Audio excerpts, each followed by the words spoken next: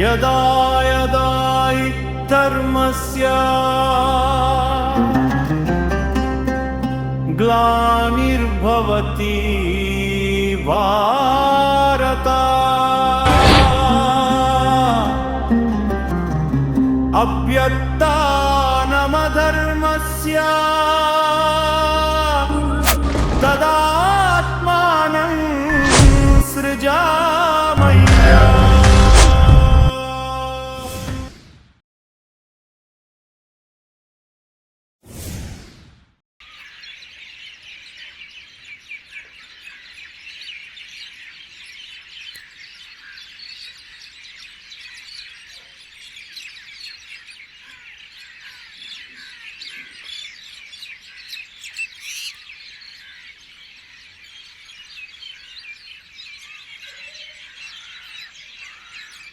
ಪ್ರಣಾಮಗಳು ಗುರುಗಳೇ.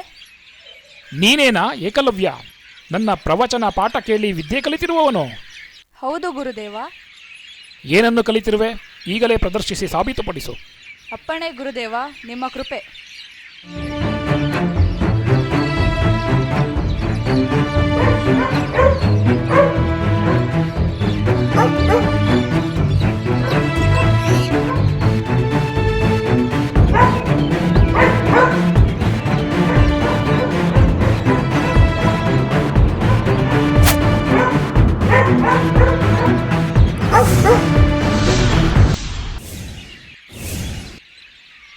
ಅಶ್ವತ್ಥಾಮ, ಆ ನಾಯಿಯನ್ನು ನೋಡಿಕೊಂಡು ಬಾ.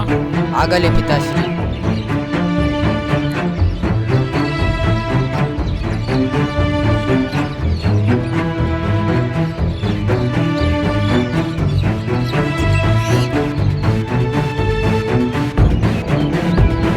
ಪಿತಾಶ್ರೀ, ಆ ನಾಯಿಯ ಬಾಯಲ್ಲಿ ಇವನು ಬಿಟ್ಟ ಬಾಣಗಳು ನೆಟ್ಟಿತ್ತು.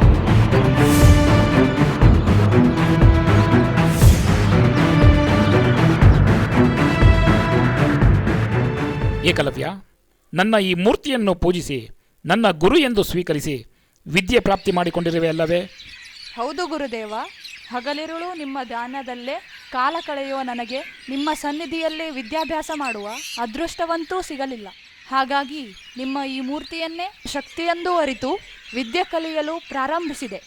ದಯಾಮಯಿ ನೀವು. ನಿಮ್ಮ ಆಶೀರ್ವಾದದಿಂದ ನನಗೆ ವಿದ್ಯೆ ಲಭಿಸುತ್ತಿದೆ. ಇದರಲ್ಲೇನಾದರೂ ತಪ್ಪಿದ್ದರೆ ಕ್ಷಮಿಸಿ ಗುರುದೇವ.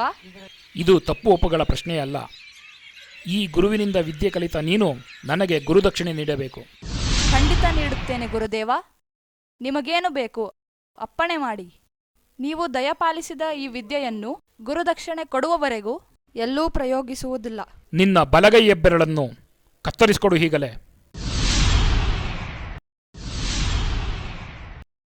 ಅಪ್ಪಣೆ ಗುರುದೇವ, ಸ್ವೀಕರಿಸಿ. ಏಕಲವ್ಯ ಏಕಲವ್ಯ ಲೋಕ ಮೆಚ್ಚಿದೆ ಏಕಲವ್ಯ.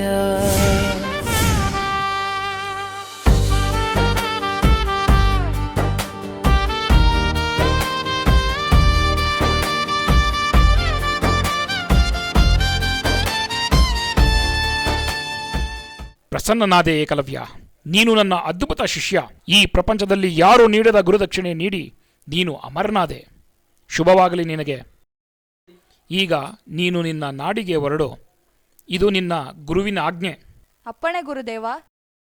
ಶ್ರದ್ಧೆ ಭಕ್ತಿಗೆ ನೀನೇ ಸಾರಥಿ, ವಿದ್ಯೆ ಮುಕ್ತಿಗೆ ನೀನೇ ಆರತಿ. ಗುರುದಕ್ಷಿಣೆ ನಿನ್ನ ಕೀರುತಿ, ನೀನೆಂದಿಗೂ ಮಹಾರಥಿ ಮಹಾರಥಿ. ಏಕಲವ್ಯ ಏಕಲವ್ಯ ಲೋಕ ಮೆಚ್ಚಿದೆ. ಏನು ಅರ್ಜುನ, ನಿನಗಿಂತ ಶ್ರೇಷ್ಠ ಧನುರ್ಧಾರಿ ಆ ಏಕಲವ್ಯನನ್ನು ಕಂಡು ಪಾಪ ಪ್ರಜ್ಞೆ ಕಾಡುತ್ತಿದೆಯೇ? ಕಾಡಲೇಬೇಕಲ್ಲವೇ? ನೀನು ಮಾಡಿರುವ ಪಾಪ ಅಂತಹದು. ಏನು ಮಾತನಾಡುತ್ತಿರುವೆ ಸಹೋದರ ದುರ್ಯೋಧನ? ಆಗಿರುವುದನ್ನೇ ಮಾತನಾಡುತ್ತಿದ್ದೇನೆ ಸಹೋದರ. ನಿನ್ನನ್ನು ಶ್ರೇಷ್ಠ ಧನುರ್ಧಾರಿಯನ್ನಾಗಿ ಸಾಗಿಸಲು ಗುರುಗಳು ಆ ಏಕಲವ್ಯನ ಬೆರಳನ್ನು ತೆಗೆದುಕೊಂಡರಲ್ಲವೇ?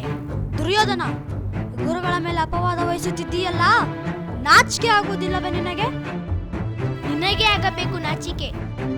ನಿನ್ನ ಶ್ರೇಷ್ಠತೆಯನ್ನು ಸಾಬೀತುಪಡಿಸಲು ಏಕಲವ್ಯನ ಜೀವನ ಮತ್ತು ಕನಸುಗಳನ್ನು ಹಾಳು ಮಾಡಿಬಿಟ್ಟೆ. ತಪಸ್ವಿ ಪಾಂಡುರಾಜ, ನಿನ್ನ ತಂದೆ ಇದನ್ನೇ ಕಲಿಸಿರುವರೆ ನಿನಗೆ. ಇದು ನಿನಗೆ ಧರ್ಮವೆನಿಸುತ್ತಿದೆಯೇ? ಇಬ್ಬನಿಯಿಂದ ಜಲಾಶ ತುಂಬುವುದಿಲ್ಲ ಅರ್ಜುನ. ದಾನದಿಂದ ಸಿಕ್ಕ ಶ್ರೇಷ್ಠತೆಗೆ ಬೆಲೆ ಇರುವುದಿಲ್ಲ.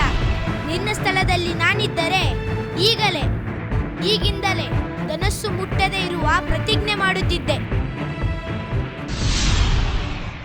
ಓಂ ಗುರುವೇ ನಮಃ.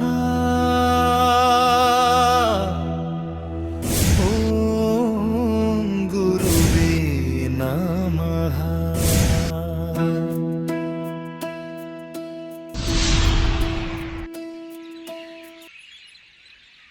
ಗುರುಗಳೇ, ನನ್ನ ಮೇಲೆ ವಿಶ್ವಾಸವಿಲ್ಲವೇ ನಿಮಗೆ? ನಾನು ಶ್ರೇಷ್ಠ ಧನುರ್ಧಾರಿ ಆಗಲಾರನೆ? ಏಕೆ? ನಿನಗೆ ನಿನ್ನ ಗುರುವಿನ ಮೇಲೆ ನಂಬಿಕೆ ಇಲ್ಲವೇ? ಇತರ ಶಿಷ್ಯರೊಂದಿಗೆ ನಾನು ಪಕ್ಷಪಾತ ಮಾಡುತ್ತೇನೆಂದು ನಿನಗೆ ಅನ್ನಿಸುತ್ತಿದೆಯೇ? ಮೋಡಗಳು ವನದಲ್ಲಿ ಹೆಚ್ಚು ಮಳೆ ಸುರಿಸುತ್ತವೆ, ಮರುಭೂಮಿಯಲ್ಲ. ಅದಕ್ಕೆ ಗುರುವನ್ನು ಮೋಡಕ್ಕಿಂತ ದೊಡ್ಡ ದಾನಿ ಎಂದು ಕರೆಯುತ್ತಾರೆ. ಹಾಗಾದರೆ ಏಕಲವ್ಯನಿಂದ ಅಂತಹ ಗುರುದಕ್ಷಿಣೆಯನ್ನು ಏಕೆ ಪಡೆದಿರಿ ಗುರುಗಳೇ? ತನ್ನ ಶಿಷ್ಯನಿಂದ ಏನು ಗುರುದಕ್ಷಿಣೆ ಕೇಳಬೇಕೆಂಬುದು ಗುರುವಿಗೆ ಮಾತ್ರ ಅಧಿಕಾರವಿರುತ್ತದೆ. ಆದರೆ ನಿಮಗೆ ಕಳಂಕವಾಗುವಂಥ ಗುರುದಕ್ಷಿಣೆಯನ್ನು ಏಕೆ ಪಡೆದಿರಿ ಗುರುಗಳೇ?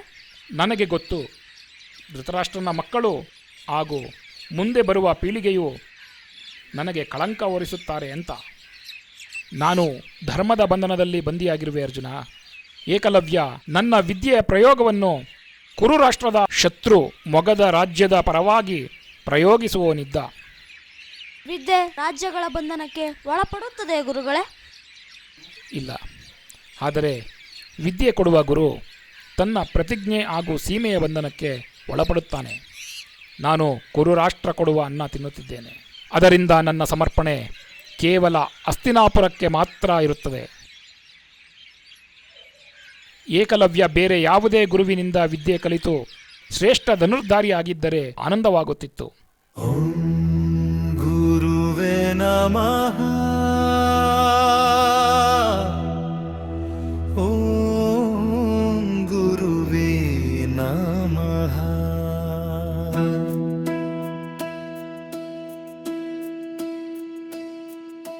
ಹಾಗಾದರೆ ನಿಮ್ಮ ಹೆಸರಿಗೆ ತಗಲುವ ಈ ಕಳಂಕವನ್ನು ಹೇಗೆ ತೊಳೆಯುವುದು ಗುರುಗಳೇ? ಒಂದೇ ಒಂದು ಮಾರ್ಗವಿದೆ ಕುಮಾರ. ಎಲ್ಲರಿಗಿಂತ ಶ್ರೇಷ್ಠ ಧನುರ್ಧಾರಿ ಅಂತ ನೀನು ಸಾಬೀತುಪಡಿಸು. ಏಕಲವ್ಯನೇನು, ಸ್ವತಃ ನಿನ್ನ ಭೀಷ್ಮ ಪಿತಾಮಹ ಕೂಡ ನಿನಗಿಂತ ಶ್ರೇಷ್ಠ ಧನುರ್ಧಾರಿ ಆಗಲಾರರು. ಸಾಧಿಸು ಕುಮಾರ. ನೀನು ಸಾಧಿಸಿದರೆ ನನ್ನ ಮೇಲೆ ಬಂದ ಈ ಕಳಂಕ ತೊಳೆದು ಹೋಗುತ್ತದೆ. ಶ್ರದ್ಧೆ ಭಕ್ತಿ ಶಕ್ತಿಯೂ ಉತ್ತಮ ಪಾರ್ಥನ ವಿದ್ಯೆಯೂ ಮಧ್ಯಮ ಪಾಂಡವ ಅರ್ಜುನ ಕುಂತಿಯ ಪ್ರೀತಿಯ ಪುತ್ರನು